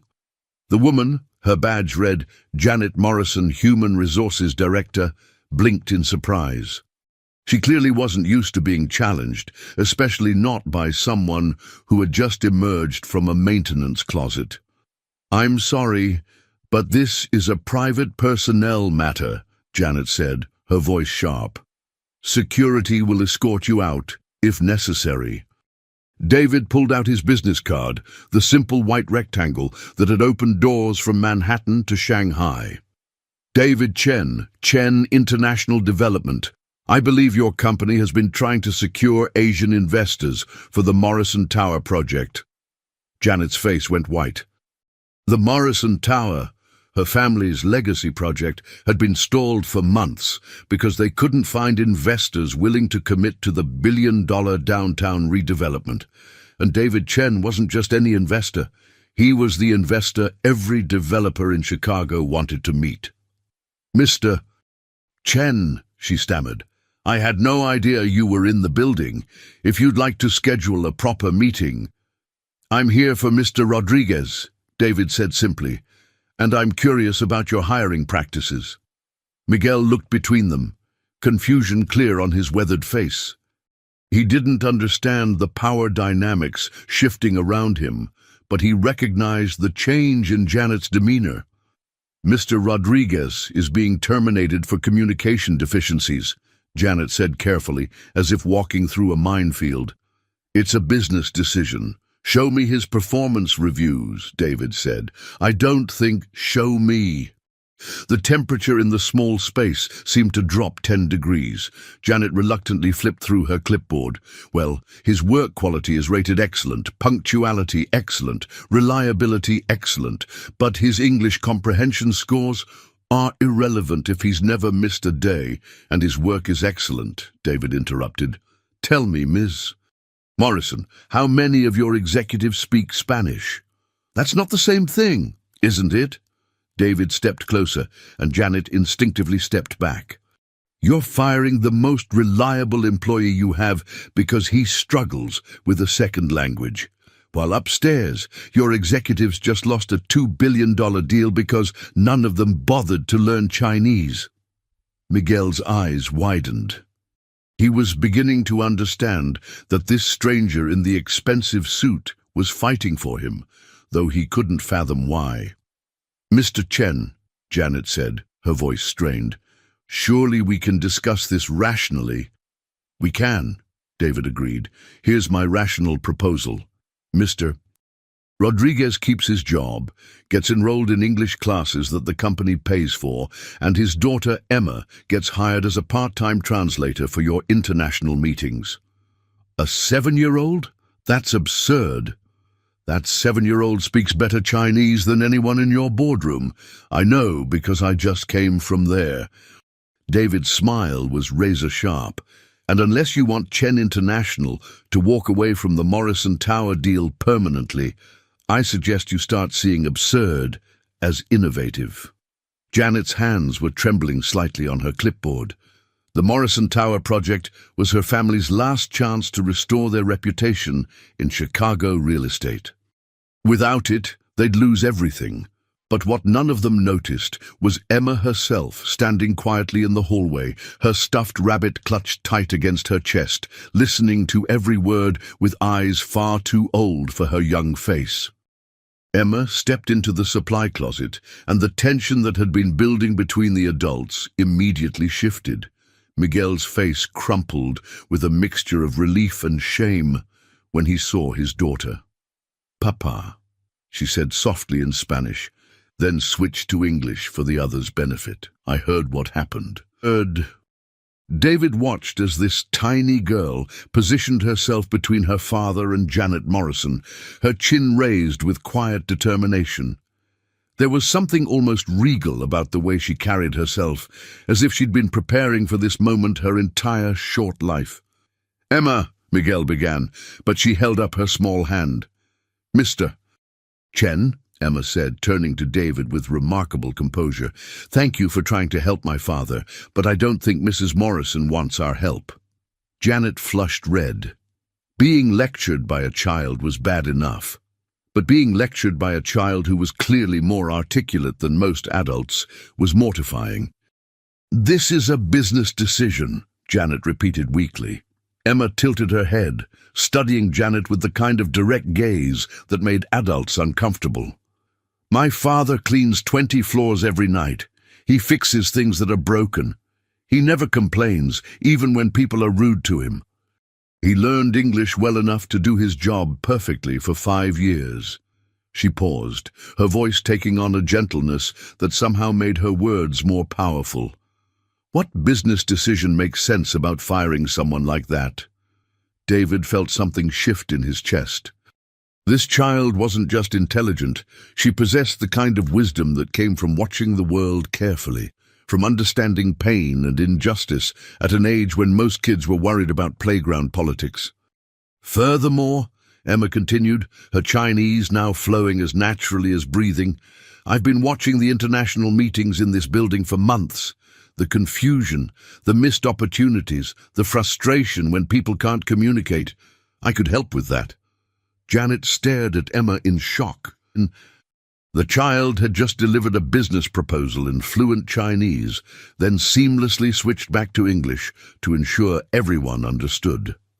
"You're 7 years old," Janet said faintly. "Yes," Emma agreed. "And I speak 3 languages fluently. How many languages do you speak, Mrs. Morrison?" The question hung in the air like a challenge. Janet's face was now approaching the color of a ripe tomato. David had to suppress a smile. Emma Rodriguez was going to be a force of nature someday, assuming the world didn't crush her spirit first. But as he watched Miguel's proud, worried expression, he realized the stakes were higher than just one man's job. This was about whether kindness and hard work mattered in a world that seemed to value everything else more. This was about whether a little girl's faith in the goodness of people would be rewarded or shattered. "Ms. Morrison," David said quietly, "I'm going to make you an offer you really can't refuse." But before he could continue, his phone buzzed with an urgent message that made his blood run cold. The other Chinese investors from the failed meeting were threatening to pull out of not just this deal, but 3 other projects worth over $5 billion. And they'd only reconsider if David could prove that American companies were worth their trust. David stared at his phone, the words blurring together as the full weight of the situation hit him. $5 billion hanging in the balance. His reputation, built over 2 decades of careful negotiations and flawless execution, suddenly balanced on a knife's edge. "Bad news?" Emma asked quietly, her 7-year-old intuition picking up on his distress faster than most adults would have.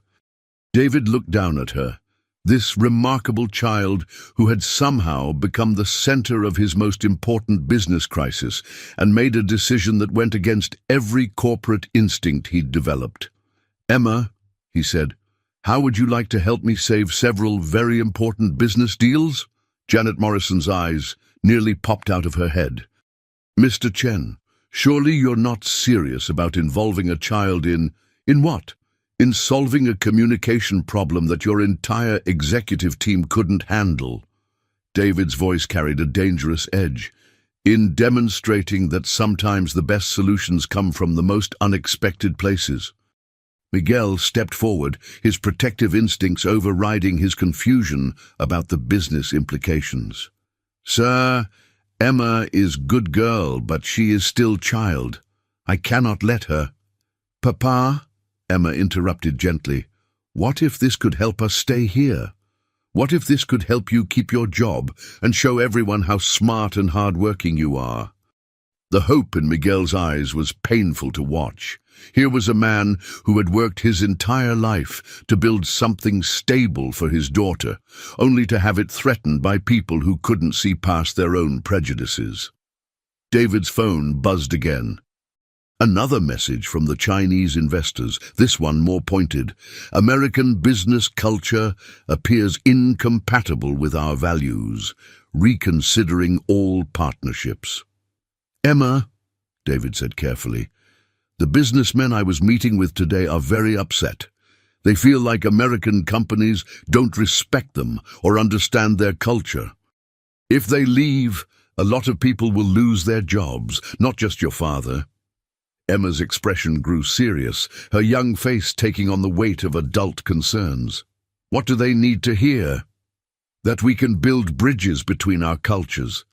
That communication is possible when people try hard enough. David paused, studying her face. That someone like you exists, someone who learned Chinese not for money or business, but because you wanted to help people understand each other. Could I talk to them? Emma asked simply. Janet Morrison made a strangled sound of protest, but David held up his hand. Emma, these are very important, very serious business meetings. The men I'm talking about control billions of dollars.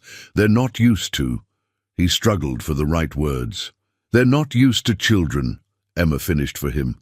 But maybe that's exactly why they need to meet me. Maybe they need to remember that learning languages and building bridges isn't about business at all. It's about caring enough to try.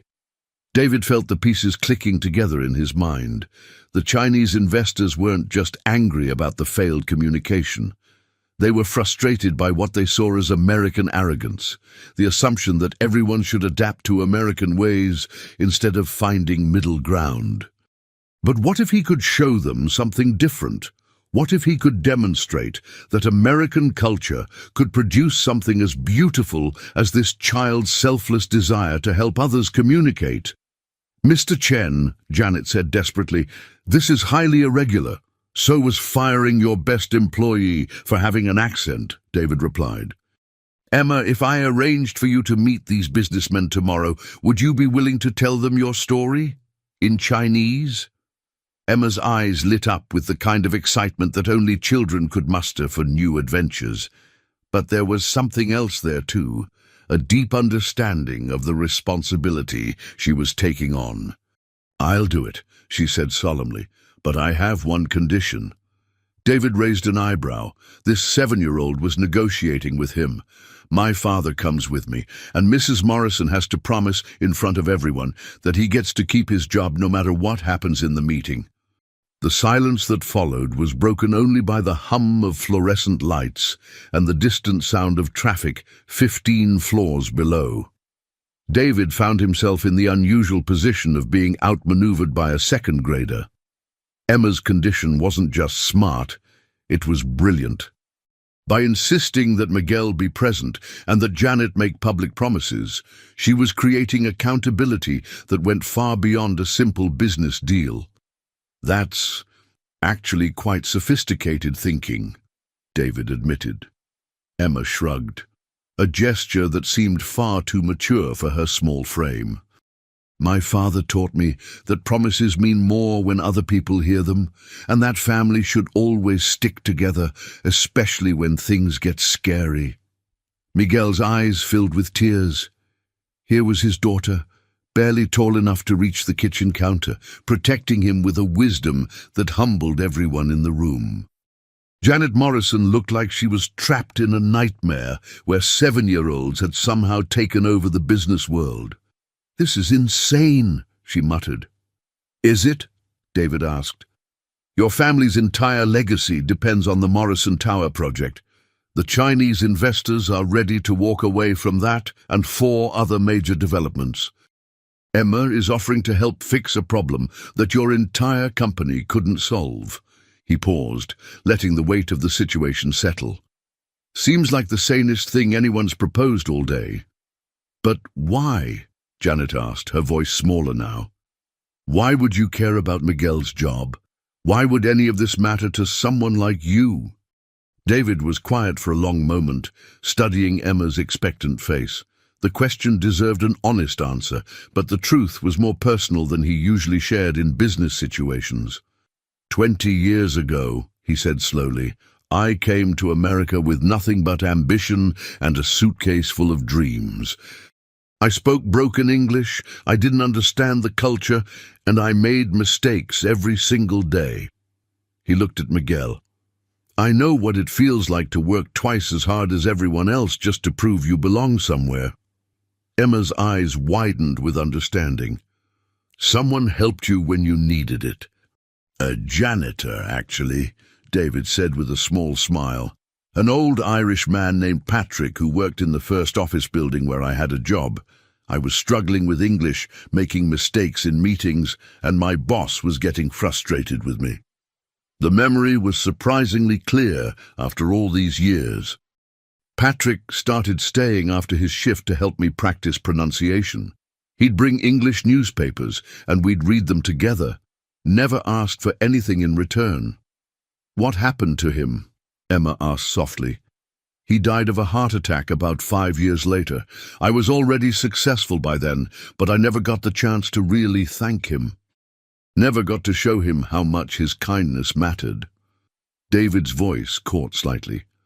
When I saw you today, Emma, speaking Chinese just because you wanted to help people communicate, it reminded me of Patrick, of how much difference one person's kindness can make.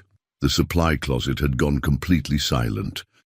Even Janet Morrison seemed affected by the story, her clipboard forgotten at her side.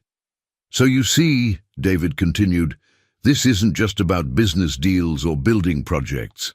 This is about whether we're the kind of people who help each other or the kind who look for reasons to tear each other down. Emma stepped forward and without hesitation took David's hand in her small one. Patrick would be proud of who you became, she said simply. David felt something break open in his chest, a wall he'd built around his heart during decades of ruthless business negotiations. This child saw straight through to the lonely immigrant he'd once been, to the part of him that still remembered what it felt like to be dismissed and underestimated. Emma, he said gently, I need to ask you something important. Learning Chinese from cartoons is impressive, but tomorrow's meeting will be very formal, very serious. Are you sure you're ready for that kind of pressure? Emma's smile was mysterious in a way that seemed impossible for someone so young. Mr. Chen, she said, there's something about my Chinese lessons that I haven't told anyone yet, something that might surprise even you. And with that cryptic statement, she turned toward the door, leaving 3 adults staring after her in bewildered silence, wondering what other secrets this extraordinary child might be hiding. That evening, David found himself in the most unlikely place he'd been in years, sitting at a small formica table in Miguel and Emma's modest apartment, sharing tamales that tasted better than any meal he'd had in a 5-star restaurant. The apartment was tiny but immaculate, filled with Emma's artwork, taped to the refrigerator, and Miguel's carefully tended plants on every windowsill. It was the kind of home that spoke of love, making up for what money couldn't provide. So, David said, watching Emma carefully organize her Chinese workbooks on the coffee table, what's this surprise you mentioned? Emma glanced at her father, who nodded encouragingly, despite not understanding the conversation that was happening in Chinese. I didn't just learn Chinese from cartoons, Emma said, her voice taking on a gravity that seemed impossible from someone so small. My teacher at school noticed I was picking up languages really quickly. She arranged for me to have video calls with a Chinese university professor twice a week for the past year. David nearly choked on his water. A university professor, Professor Li Wei, at Beijing University. She specializes in business Chinese and cultural communication. Emma pulled out a tablet that looked far too sophisticated for a 7-year-old. She's been teaching me formal business language, proper etiquette for meetings, and the cultural nuances that most Americans miss when they're trying to work with Chinese companies. David stared at the screen as Emma showed him video call logs, homework assignments written in complex Chinese characters, and certification documents that would have impressed graduate students.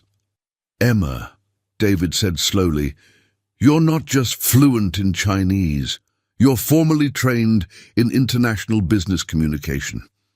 And Professor Lee says I have a gift for understanding how different cultures think about respect and relationships in business settings. Emma's cheeks flushed pink with pride. She says most failed international deals happen because people focus on money instead of trust. Miguel watched his daughter with obvious pride, even though he couldn't follow the technical details of what she was explaining. But David was beginning to understand that Emma wasn't just a remarkable child. She was possibly the most qualified person in Chicago to facilitate Chinese-American business relations. "Why didn't you mention this before?" David asked. Emma's expression grew thoughtful. "Because people already think I'm weird for learning Chinese. If they knew I was studying business culture too, they'd probably think I was some kind of, what's the word, freak." "Emma," David said gently, "what you've accomplished is extraordinary. Tomorrow isn't just about saving my deals or your father's job. You could actually help change how international business gets done in this city." "But what if I mess up?" Emma asked. And for the first time, David heard the uncertainty of a scared little girl beneath all that remarkable competence. "What if the investors think I'm just a silly American kid playing dress-up?" Miguel didn't need to understand Chinese to recognize his daughter's moment of doubt. He moved to sit beside her, wrapping his work-worn hands around her small ones. "Mija," he said softly in Spanish, "you have spent your whole life building bridges between people. Tomorrow, you just build one more bridge. But remember, you're not responsible for whether people choose to cross it." Emma translated for David, and he felt his respect for Miguel deepen even further. This man, who struggled with English but understood human nature perfectly, had just given his daughter the most important business advice David had ever heard. "Your father is right," David said. "Emma, I've been in business for 20 years, and I've never met anyone, adult or child, who understands what you understand about bringing people together." Emma's smile was radiant, but David could see the weight of responsibility settling on her young shoulders. Tomorrow would either prove that kindness and cultural understanding could triumph over prejudice and corporate politics, or it would crush the spirit of the most remarkable child he'd ever met. Neither of them noticed Miguel quietly making a phone call in the kitchen, speaking rapid Spanish to someone who seemed very interested in what would happen at tomorrow's meeting. The Morrison Tower conference room had been transformed overnight. Janet Morrison had spared no expense: fresh flowers, premium catering, and a view of Lake Michigan that had impressed dignitaries from around the world. But David could see the desperation beneath the luxury. Emma sat between David and Miguel, wearing a simple blue dress that somehow made her look both professional and childlike at the same time. She'd braided her hair carefully and clutched a small notebook filled with Chinese characters in her precise handwriting. "They'll be here any minute," Janet whispered, her hands trembling slightly as she adjusted the water glasses for the third time. "Mr. Chen, are you absolutely certain about this?" Before David could answer, the conference room doors opened and 3 men in immaculate suits entered. David recognized them immediately: Li Jiao, Chen Wei, and Wang Ming, some of the most powerful investors in Asia. Their combined net worth exceeded that of some small countries. "Gentlemen," David said, rising and switching to formal Chinese, "thank you for agreeing to this meeting." Li Jiao, the eldest and most traditional of the 3, nodded curtly. His eyes swept the room and stopped abruptly when they landed on Emma. The confusion on his face was unmistakable. "Mr. Chen," Li Jiao said in heavily accented English, clearly making an effort to include the others present. "We agreed to this meeting out of respect for our long relationship, but I must ask, why is there a child present at a business discussion?" David felt Emma tense beside him. This was the moment that would determine everything. "Mr. Lee," David said carefully, "I'd like you to meet Emma Rodriguez. She has something to say that I believe will change your perspective on American business culture." Li Zhao's expression remained skeptical, but his natural politeness prevented him from being overtly dismissive. "Very well." Emma stood up, her small frame dwarfed by the massive conference table, but her voice was steady and clear as she began speaking in flawless Chinese. "Honorable gentlemen," she said, using the most formal address patterns, "my name is Emma Rodriguez. I am 7 years old, and I learned Chinese because I wanted to help people understand each other better." The three investors exchanged glances of surprise. Emma's pronunciation was perfect, her tone appropriately respectful, and her word choice showed sophisticated understanding of business formality. "I know you are frustrated with American companies," Emma continued, her Chinese flowing like poetry. "You feel that we do not respect your culture or understand the importance of relationships in business. You are right to feel this way." Li Zhao leaned forward, clearly intrigued despite himself. "But I want to tell you about my father," Emma said, gesturing to Miguel, who sat proudly despite not understanding the words. "He is a janitor in this building. He works harder than anyone I know, but some people want to fire him because his English is not perfect. They judge him without seeing his heart or his dedication." Chen Wei, the youngest of the investors, was watching Emma with growing fascination. "You gentlemen are being judged the same way," Emma said with startling directness. "People see your accents, your different business customs, and they assume you are difficult to work with. They do not take time to understand that your way of doing business, building trust first, respecting relationships, is actually better than the American way of rushing to sign contracts." The room had gone completely silent. David realized that Emma wasn't just translating or facilitating, she was delivering a cultural critique that cut straight to the heart of why international business so often failed. "Mr. Chen brought me here, not because I am clever for a child," Emma continued, "but because I represent something he hopes America can become. A place where people learn about each other not for profit, but because understanding each other makes us all better." Li Zhao set down his pen and fixed Emma with an intense stare. "Child," he said in Chinese, "those are beautiful words. But words are easy. How do we know this is more than performance?" Emma's response would determine whether $5 billion in development projects lived or died. But what she said next shocked everyone in the room, including David. "Mr. Lee," Emma said, her 7-year-old voice carrying a weight that seemed impossible, "you want to know if this is performance? Then let me tell you something I have never told anyone, not even my father." David felt his heart rate spike.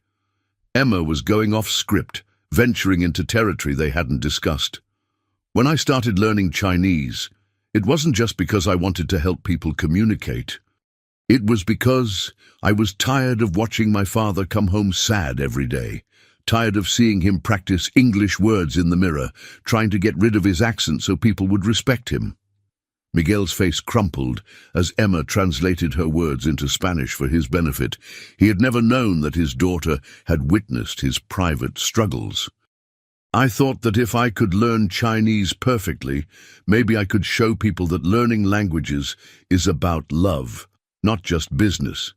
Maybe I could prove that someone with an accent, like my father, like Mr. Chen, like all of you, can be the smartest person in the room."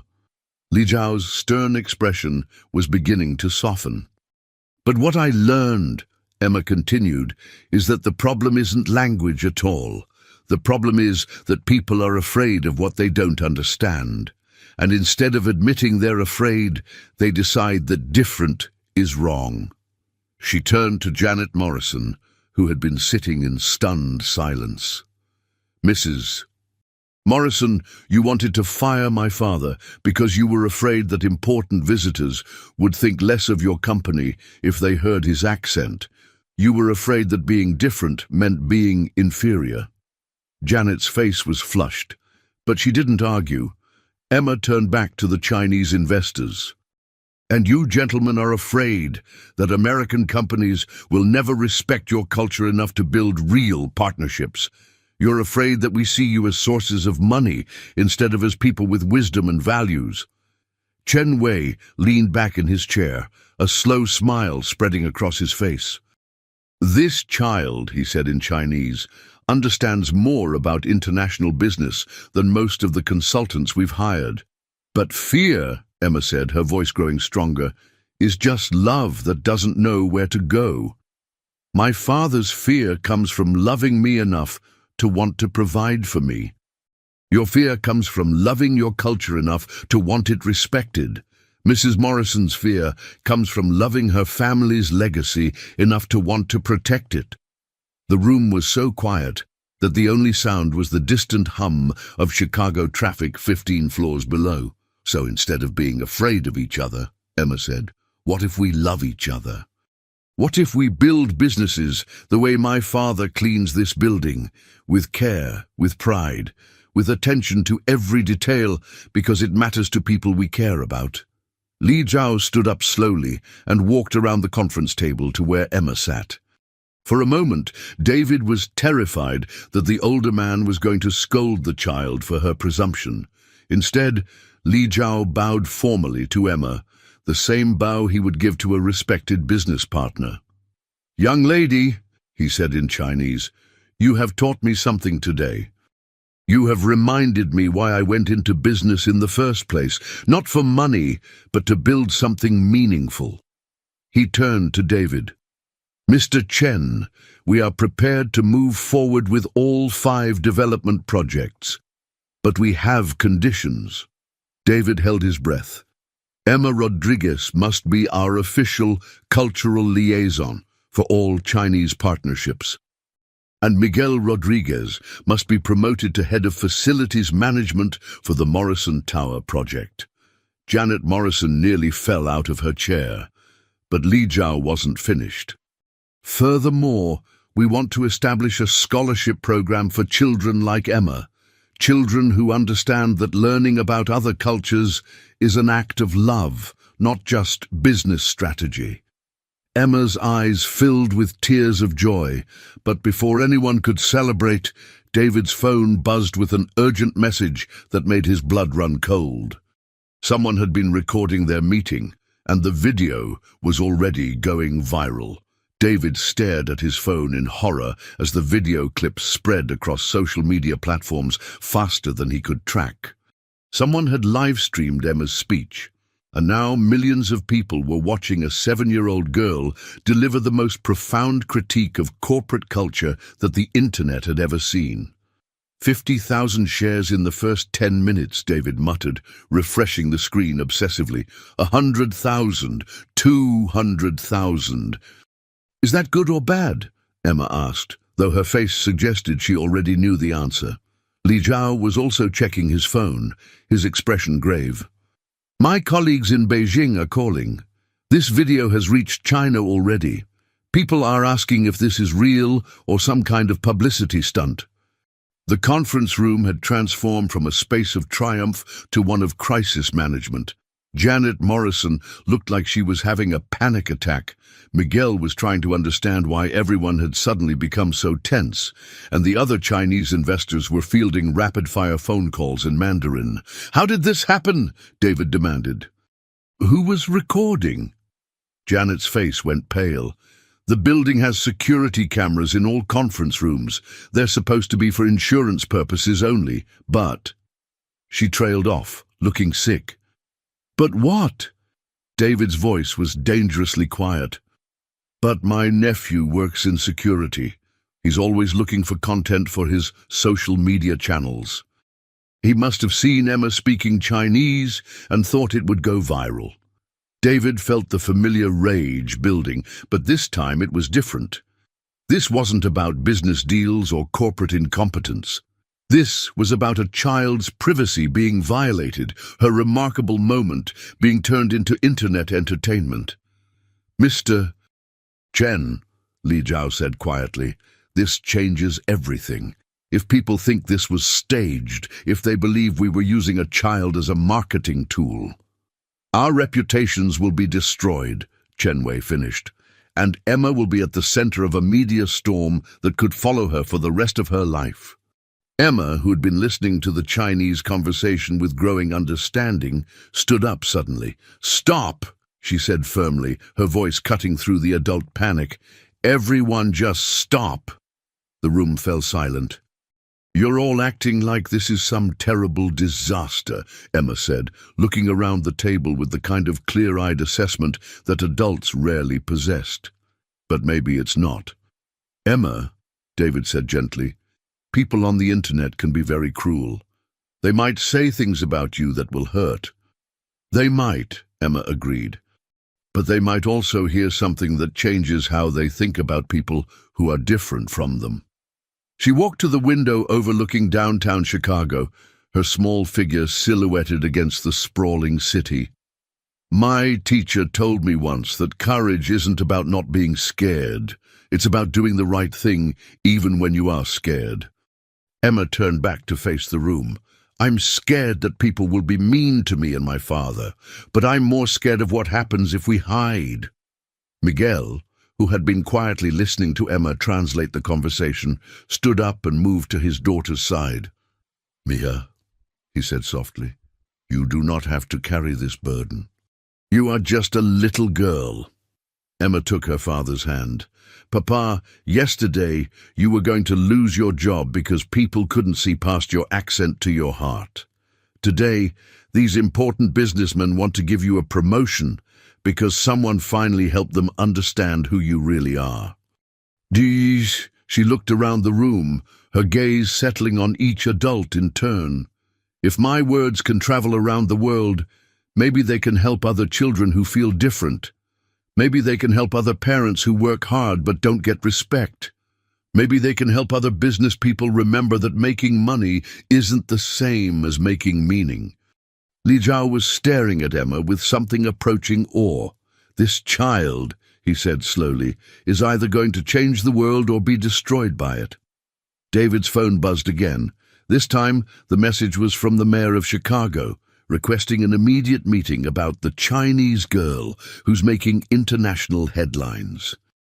They had less than 2 hours to decide whether Emma Rodriguez would become a symbol of hope or a cautionary tale about the price of speaking truth to power. But what none of them knew was that halfway around the world, Professor Li Wei was making phone calls that would change everything. The mayor's office felt like a war room. Mayor Patricia Williams sat behind her massive desk, flanked by her press secretary, chief of staff, and what appeared to be half the city's legal department. Across from them, David, Emma, Miguel, and an increasingly pale Janet Morrison waited for what felt like a tribunal. 3 million views, the press secretary announced, scrolling through his tablet. CNN wants an interview. The Today Show is sending a crew, and we've got international media requesting statements about Chicago's child diplomat. Mayor Williams, a shrewd woman in her 60s who'd navigated Chicago politics for decades, studied Emma with the kind of calculating gaze usually reserved for budget negotiations. "Miss Rodriguez," she said carefully, "do you understand what's happening right now?" Emma nodded solemnly. "People are watching me because they've never seen a kid like me before. Some of them think it's nice, and some of them think it's wrong." "And what do you think?" the mayor asked. Emma was quiet for a long moment, and David could see her processing thoughts far too complex for someone her age. "I think," Emma said slowly, "that people are hungry for something real. They're tired of watching grown-ups fight about everything and never fix anything. They want to believe that understanding each other is possible." The mayor's press secretary leaned forward. "Emma, there are people saying this was all fake, that your father and Mr. Chen paid you to memorize a speech to manipulate the Chinese investors." Miguel's face darkened with anger, but Emma put a calming hand on his arm. "Do you want to see my homework?" Emma asked simply. She pulled out her tablet and showed them months of video calls with Professor Li Wei, handwritten Chinese characters, cultural studies assignments that would challenge college students. "This is a year's worth of work," the chief of staff said, examining the documents. "She's been studying advanced Chinese business culture for 12 months. "Because I wanted to help people," Emma said, "not because anyone paid me or told me to." Mayor Williams leaned back in her chair. "Emma, I'm going to be very honest with you. This story could go two ways. Either you become an inspiration, a symbol of what's possible when people work to understand each other. Or you become a target for people who don't want the world to change. Which one do you think I should be?" Emma asked. The mayor smiled for the first time since they'd arrived. "I think you should be yourself. But I also think you need protection. The kind of protection that adults should have given you before any of this started." David felt a stab of guilt. In his excitement about Emma's abilities, had he put her in danger? "Ma'am," Miguel said carefully, his English measured but clear, "my daughter, she is strong, but she is still little girl. I do not want her to be famous if famous means she cannot be child." "Mr. Rodriguez," the mayor said gently, "I think it might be too late for that choice." Her phone rang and she answered with a sharp, "Williams." The conversation was brief, but David watched her expression shift from concern to something approaching amazement. "That was the Chinese Consulate General," she said after hanging up. "They want to invite Emma to Beijing as an official cultural ambassador, full diplomatic protocol." The room went silent. "They're also proposing a sister cities initiative between Chicago and Shanghai, with Emma as the youth representative." The mayor paused. "Emma, do you understand what this means?" Emma's eyes were wide, but her voice was steady. "It means people are listening." "It means," David said quietly, "that your words are changing policy at the highest levels of international relations." But even as they talked about diplomatic opportunities and cultural exchanges, David's business instincts were screaming warnings. Emma had become more valuable than any commodity he'd ever traded in, and in his experience, when something became that valuable, people would do almost anything to control it. His phone buzzed with a text message that confirmed his worst fears. "We need to talk. The video changes everything. Some people want the girl silenced. A friend." Looking at Emma's trusting face, David realized that saving her father's job had been the easy part. Now, they had to figure out how to protect a 7-year-old girl who had accidentally become the most important voice in international relations. The real test was just beginning. 3 months later, David stood in the lobby of the newly renamed Chen Rodriguez Cultural Center, watching Emma conduct her first official diplomatic meeting via video conference with children from 5 different countries. She sat at a small table designed just for her, switching effortlessly between English, Chinese, and Spanish as she helped young people from around the world share their stories. The threatening message that had terrified him in the mayor's office had turned out to be from Li Jiao himself, not a threat, but a warning about competitors who wanted to discredit the cultural exchange program before it could gain momentum. Together, they'd navigated the challenges, turning potential obstacles into opportunities for even deeper understanding. Miguel appeared beside David, wearing the crisp uniform of the building's new Director of International Facilities. His English had improved dramatically over the past months, but more importantly, his confidence had blossomed. Watching his daughter change the world had reminded him of his own worth. "She wants to add Portuguese to her language studies," Miguel said with a mixture of pride and amazement. "She says there are children in Brazil who need someone to help them communicate with other cultures too." David smiled. Emma's appetite for languages had only grown as her platform expanded. The scholarship program she'd inspired now supported over 300 children worldwide, all learning to build bridges between cultures. "Mr. Chen," Emma called out, finishing her video conference and bouncing over to them with her usual energy. "Guess what? The kids in Shanghai want to start a pen pal program with kids in Chicago, and the children in Mexico City have been teaching their parents Chinese phrases they learned from our videos." Emma's viral video had sparked something unprecedented, a grassroots movement of children teaching adults about cultural understanding. Universities were studying the phenomenon. World leaders were referencing her speech in international forums, and most importantly, families around the globe were having conversations about acceptance and respect. "There's something else," Emma said, her expression growing more serious. "Professor Li Wei called today. She's retiring from Beijing University." David felt a pang of concern. Professor Li had been Emma's anchor throughout this journey, the academic credential that legitimized her remarkable abilities.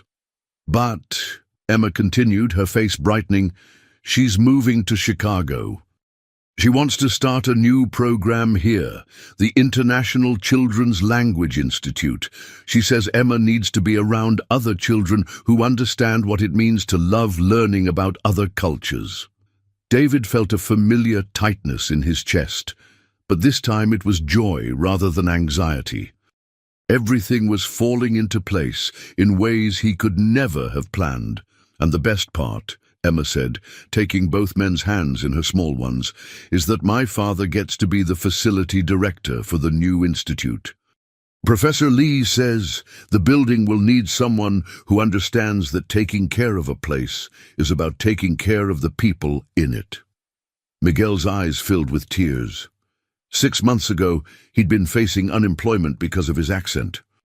Now he was being entrusted with managing an international education facility that would serve children from around the world. As they stood together in the lobby, David thought about Patrick, the Irish janitor who had changed his life decades ago. Patrick had shown him that kindness didn't require recognition or reward. It just required seeing someone who needed help and choosing to act. Emma had done something even more remarkable. She had shown the world that understanding each other wasn't just possible, it was joyful. Her infectious enthusiasm for learning about other cultures had reminded millions of people that their differences were treasures to be shared, not barriers to be feared. "Mr. Chen," Emma said suddenly, "I have one more surprise." She led them to a newly installed plaque near the building's entrance. It read, "In memory of Patrick O'Sullivan, who taught us that kindness plants seeds that grow into bridges. The Chen Rodriguez Cultural Center, where differences become gifts." David's vision blurred with unexpected tears. Somehow Emma had learned about Patrick and found a way to honor the man whose simple acts of kindness had started a chain reaction that led to this moment. "How did you?" David began. "I asked around," Emma said simply. Old-timers in the building remembered him. They said he was always helping people, always making everyone feel welcome. "I thought he should be part of our story too." As David traced Patrick's name with his finger, he realized that Emma hadn't just solved a business problem or saved her father's job.